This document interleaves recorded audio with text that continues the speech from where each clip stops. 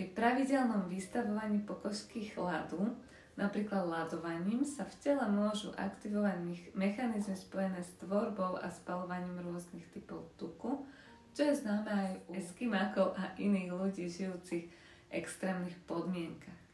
Tvorba tzv. Hnedého tuku je špeciálny typ tukového tkaniva, ktoré je zodpovedné za produkciu tepla v tele.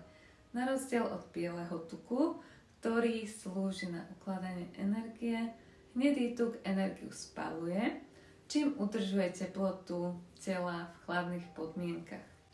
A ako ho aktivuje chlad?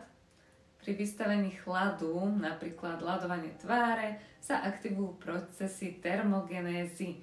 Nervový systém stimuluje hnedý tuk, aby začal spaľovať uloženú energiu na produkciu tepla. A prečo chceme tento hnedý tuk? Aké sú jeho výhody?